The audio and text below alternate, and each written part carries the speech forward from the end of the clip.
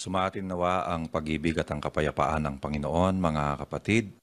Tayo po ay magpapatuloy sa ating ginagawang pag-aaralan ngayon at sa pagkakataon pong ito ay awa ng Panginoon, mayroon tayong kahit papaano ay ideya na tungkol doon sa una nating tinalakay, ang tungkol sa propeta at ang tungkol sa panghuhula na naganap noong panahon ng matandang tipan na humahangga pala hanggang sa bagong tipan nakita natin.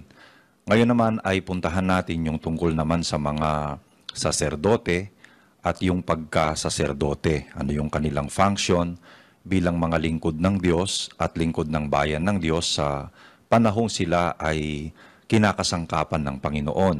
At ano ang mga kasaysayang po pwede nating makita na pwede nating pakinabangan sa panahon nating ito gaya ng binabanggit natin lagi, ang mga kasulatan ay nasulat para yung mabuti na ating nakita, ating tularan, at yung masama naman ay ikinapahamak ng mga una na naglingkod ay atin namang maiwasan para pakinabangan natin ang intensyon ng pagkakasulat ng Biblia para sa ating panahon. At tayo ngayon ay hindi ko alam ang kumpletong kaalaman tungkol sa mga saserdote. Di ko alam kung sa ibang mga lessons natin sa pagtuturo, sa mga Bible seminars natin ay mayroon tayong mga available na informations. Pero dito lang ako magsisimula na yung tungkol sa mga saserdote, ang madalas nating maiisip lagi, lalo na sa panahon nating ito, saserdotes, yun yung mga Levita, isa sa 12 tribo ng angkan ni Israel. Pero sa Biblia, nababasa naman nating lahat, mga kapatid, bago pa makalabas ang Israel sa lupain ng Ehipto, at actually, bago pa lumitaw ang Israel, may mga saserdote na. Panahon pa ng kanilang ninuno na si Abraham, meron nang nababanggit na saserdote at hindi basta saserdote, merong binabanggit na saserdote ng Diyos na kataas-taasan, kagaya ng mababasa natin sa Henesis sa 14:18 hanggang 20. Ito ang kasaysayan na makikita natin tungkol sa mga saserdote.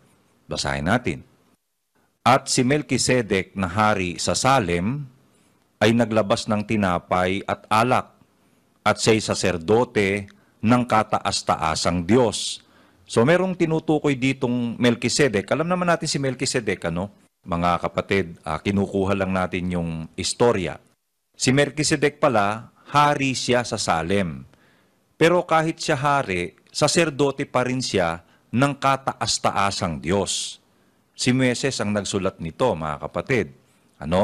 So, bago pa pala umiral ang pagkasaserdote ng mga Levita, meron na palang saserdote noon pa.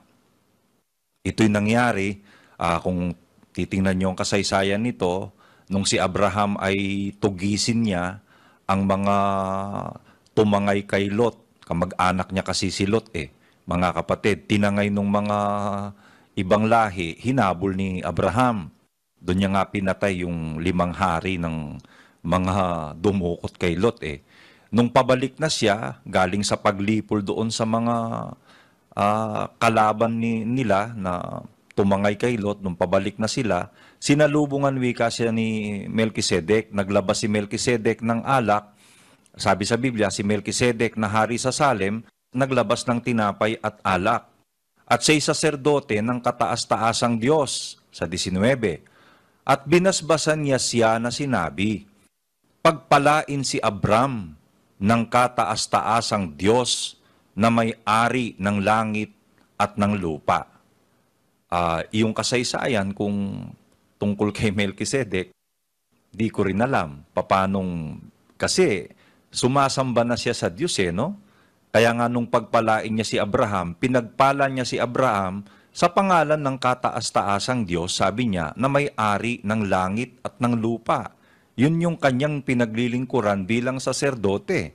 So meron ng saserdote pala noong panahon pa na yon.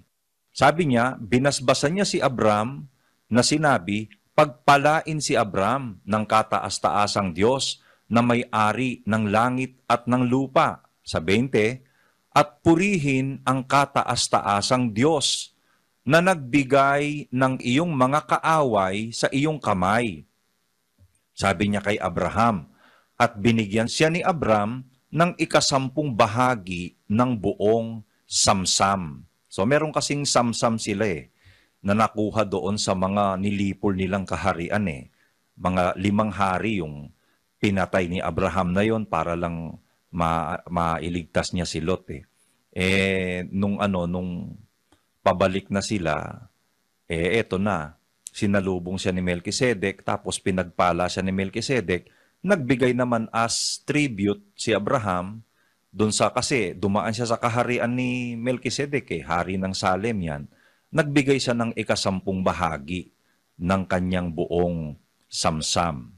Yan ang sinasabi ng Biblia. So, makikita natin, bago pa itatag ang pagkasaserdote ng mga Levita, sa panahon pa ni Abraham, si Abraham ay, wala pa naman noon ng Israel dahil lolo ng mga Israelita si Abraham meron na palang saserdote. At si Melchizedek na saserdote, binabanggit din siya ng apostol na si Pablo sa panahon ng Bagong Tipan naman. Nasa Hebreo 7:1 hanggang 17, kung babasahin natin itong salaysay na ito ni Pablo, kahit medyo mahaba-haba, mga kapatid.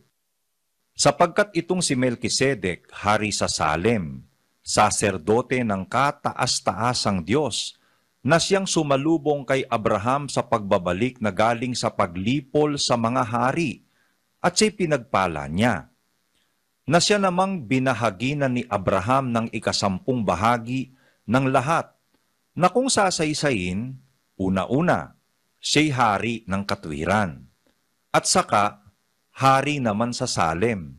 Ito, na si Pablo, nagpapaliwanag na, mga kapatid. Itong si Melchizedek, sabi niya, una-una siya'y hari ng katwiran. Diba? Mabuting tao yung si Melchizedek, hari ng katwiran, saka hari naman sa Salem, na sa makatwid ay hari ng kapayapaan. Yan si Melchizedek pagdating sa 3. Na walang ama, walang ina, walang tandaan ng lahi, at walang pasimula ng mga araw, ni katapusan ng buhay man. Datapwat naging katulad ng anak ng Diyos, ay nananatiling saserdote magpakailanman. Sabi ni Pablo, ito naman ang pinagkakamalian ng maraming mga tao, at siguro pati tayo, kung di lang natin narinig kay kapatid na Eli, ang paliwanag, sino ito? Walang ama, walang ina, walang tandaan ng lahi. Tapos, ang matindi, walang pasimula ng mga araw, ni katapusan ng buhay man. Kaya, ang akala ng iba, ito ang Diyos. Ang akala ng iba, ito naman si Kristo. Dito pa lang sa sitas na ito, hindi pwedeng si Kristo ito. Kasi, sabi ni Pablo na walang ama, walang ina, si Kristo may ama Di ba mga kapatid?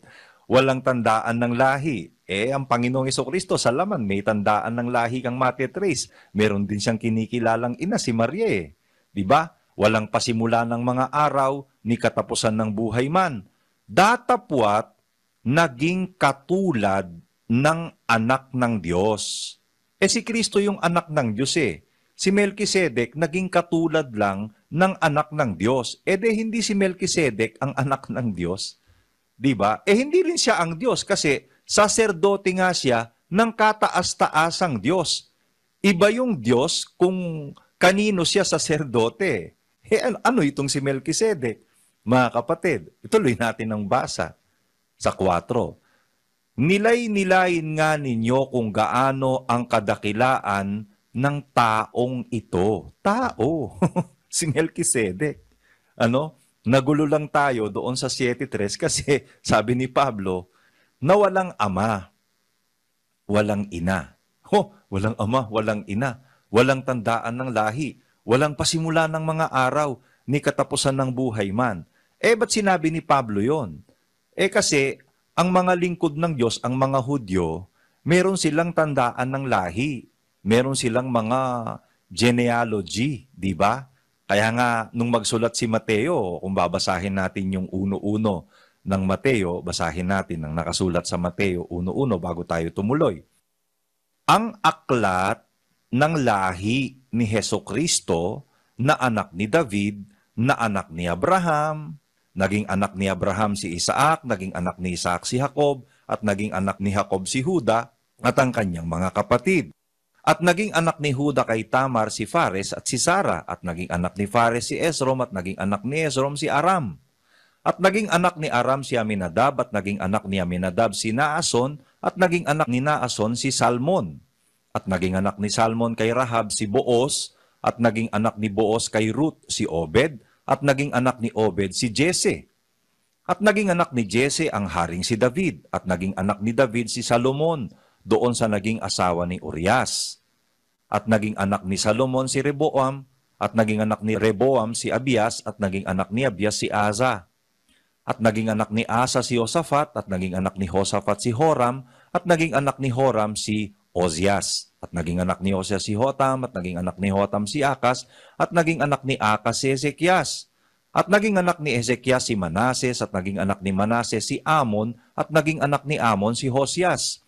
At naging anak ni Hosias si Jeconias at ang kanyang mga kapatid ng panahon ng pagkadalang bihag sa Babilonya.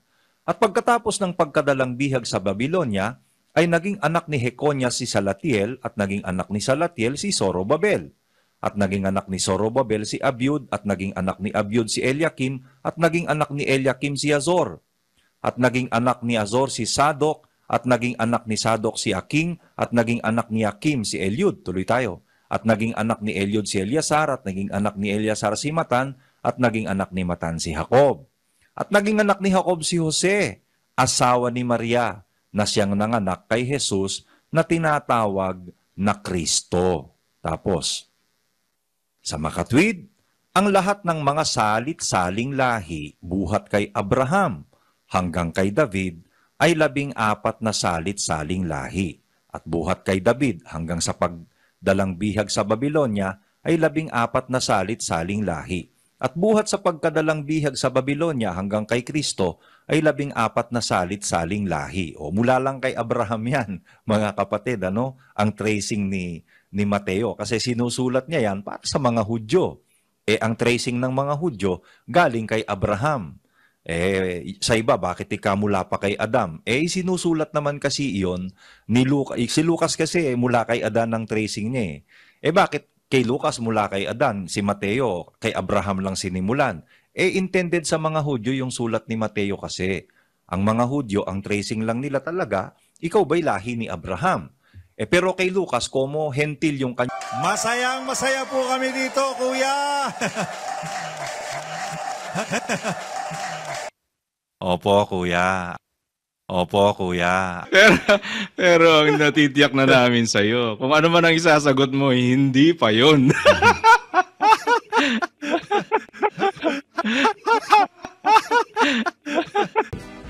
Nako, KNP pa naman si brother.